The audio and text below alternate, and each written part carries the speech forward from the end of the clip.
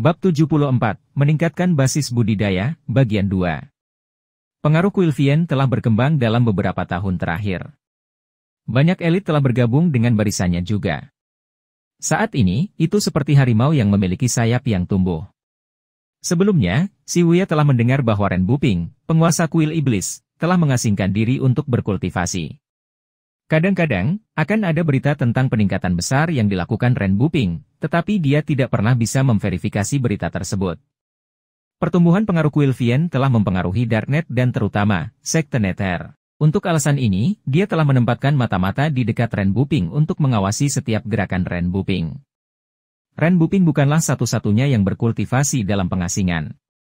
Kuil Kekosongan Besar, Kong Yuan, Luo Xingkong, mantan pemimpin Sekte Pedang Surgawi, dan elit sekolah Konfusianisme, Changxian, yang gagal menurunkan Gunung Pengadilan Emas, semuanya mengasingkan diri untuk berkultivasi dengan harapan untuk mencapai terobosan dalam basis kultivasi mereka. Namun, tidak satupun dari mereka yang menunjukkan tanda-tanda terobosan sejauh ini. Si Wuya berpikir, jika Ren Buping memiliki terobosan dalam basis kultivasinya, apa yang akan dia lakukan? Apakah dia akan memperluas pengaruh kuil iblis atau akankah dia membalas dendam dari pavilion langit jahat? Dia menoleh ke Zhu Honggong dan bertanya, Old Egg, apa yang kamu pikirkan? Zhu Honggong merenungkan semua kemungkinan sebelum berkata, saya hanya berpikir jika Biksu Buddha Senior yang memasang segel tangan untuk roda Vajra Agung adalah sekutu majikannya. Guru tidak pernah suka bersekutu dengan orang lain.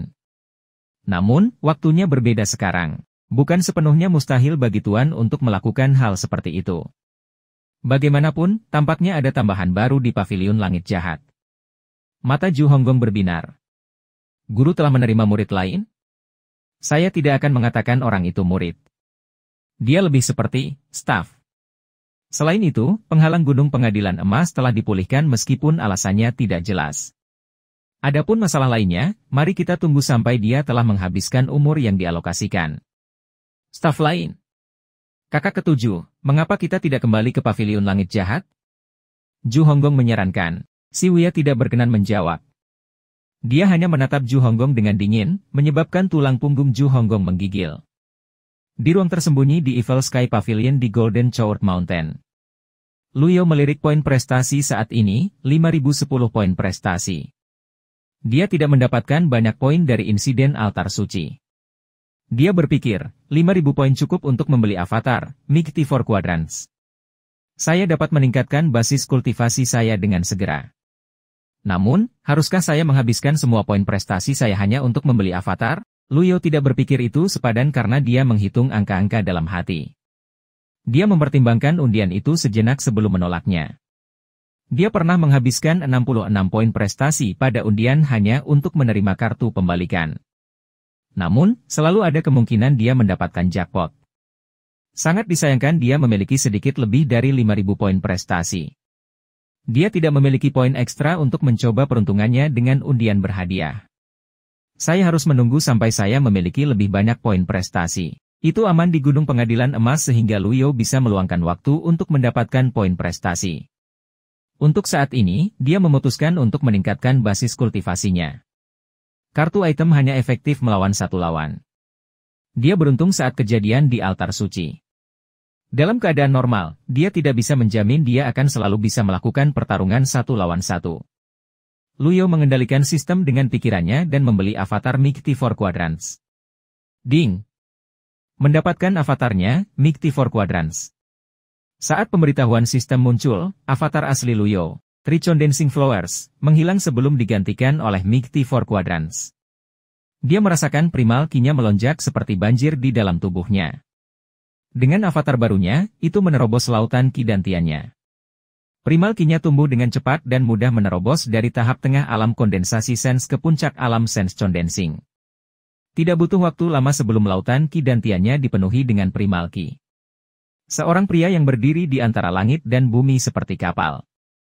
Ketahanan kapal akan menentukan berapa banyak primal ki yang dapat diambil kapal. Ukuran saluran meridian dan laut ki dantian adalah aspek penting dalam menentukan kekuatan seorang pembudidaya. Luyo bukanlah kultivator biasa. Dia adalah penjahat paling kuat di dunia. Saluran dantian dan meridiannya telah dipahat dan ditempa sejak lama.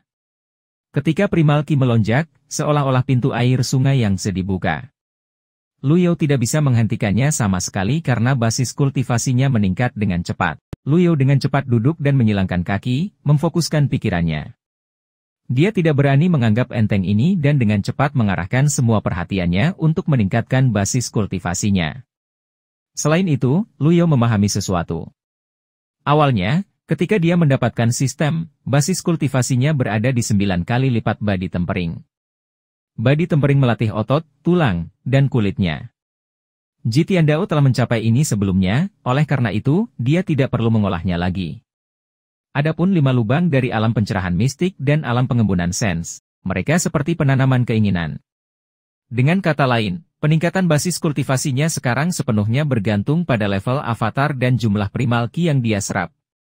Dengan 8 meridiannya terhubung, jika dia memiliki avatar yang tepat dan primal ki, dia bisa mencapai ke 8 meridian sekaligus. Tulisan surgawi. Hanya dengan satu pikiran, Lu Yao mengeluarkan tulisan surgawi. Dia merasa akan lebih mudah baginya untuk menenangkan jiwa dan berkonsentrasi, untuk menjauhkan pikiran-pikiran yang mengganggu, jika dia membaca tulisan surgawi. Begitu tulisan surgawi muncul, matanya tertuju pada skrip yang rumit. Ming Xin mengunci Zhao Yu di gua refleksi saat mereka kembali. Dia mondar-mandir, menjaga sejak dia menguncinya. Ketika Zhao Yu memasuki gua refleksi, dia melihat Ye Tianxin yang rambut, kulit, dan ekspresinya pucat. Dia sangat ketakutan. Ming Xin menjelaskan, basis kultivasi junior Tianxin telah dilumpuhkan oleh guru. Tanpa basis kultivasinya, tidak dapat dihindari bahwa tubuhnya akan menurun.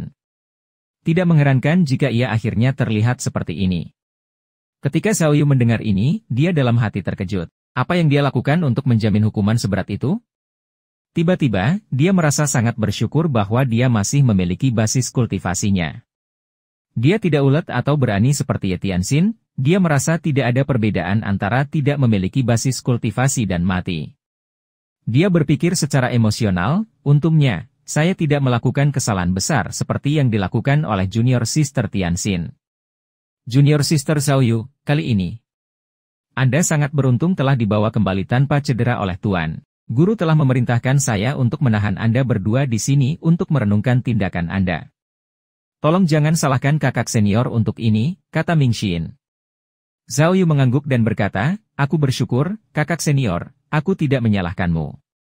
Dibandingkan dengan tuannya yang eksentrik, dia lebih menyukai kakak senior keempatnya. Paling tidak, dia tidak perlu menginjak kulit telur sepanjang waktu. Selain itu, dia tidak perlu khawatir dipukuli atau dihukum karena mengatakan hal yang salah. Pada saat ini, Ye Tianxin tiba-tiba mendongak. Dia menatap Zhao Yu dengan kelelahan di matanya. Sedikit kejutan bisa dilihat di matanya juga. Penyihir, sihir. Ming Xin mengangguk dan berkata, memang, ini sihir. Junior Sister Tianxin, kamu telah belajar banyak selama berada di dunia luar. Ye Tianxin tertawa hampa dan berkata, batasan sihir. Penggarap akan kesulitan untuk membatalkannya. Tidak ada bedanya dengan membuat basis kultivasi Anda dinonaktifkan. Saya menghadapi takdir ini, dan sekarang Zhao Yu menderita hal yang sama takdir. Aku ingin tahu siapa yang selanjutnya. Zhao Yu bertanya dengan bingung, adik perempuan, apa gunanya membenci Tuan pada saat ini? Dia menatap Ye Tianxin yang sepucat selembar kertas. Ming Xin menggelengkan kepalanya tanpa daya. Junior Sister Tianxin, apakah Anda benar-benar ingin tinggal di gua refleksi selama sisa hidup Anda? Jika dia tidak mengubah cara berpikirnya, dia harus tinggal di sini selamanya. Apa bedanya? Dengan keadaanku, tidak ada bedanya mati. Keras kepala. Ming Xin menggelengkan kepalanya. Dong. Tiba-tiba, resonansi energi primal ki mencapai telinga mereka dari jauh. Ming Xin sedikit mengernyit dan berkata, kalian berdua harus merenungkan tindakan kalian di sini. Saya akan mengunjungi kalian setiap hari. Terima kasih. Kakak senior, kata Zhao Yu dengan anggukan. Ding. Mendisiplin Zhao Yu. Memperoleh 100 poin prestasi. Loyalitas, 5%. Ming Xin keluar. Dia memberikan pandangan curiga ke arah dari mana suara itu berasal. Itu adalah pavilion langit jahat. Meskipun resonansi primal ki halus, dia berhasil merasakannya segera setelah terdengar. Seseorang menghubungkan meridian di Evil Sky Pavilion. Bagaimana seorang kultivator laut Brahman bisa masuk ke Gunung Pengadilan Emas? Dia bingung. Pavilion Langit Jahat bukanlah tempat di mana bajingan diizinkan merajalela. Kamu punya nyali, datang ke sini. Aku akan memberimu pelajaran. Dengan itu, dia menempuh 300 mil dalam satu langkah, meninggalkan bayangan di belakangnya.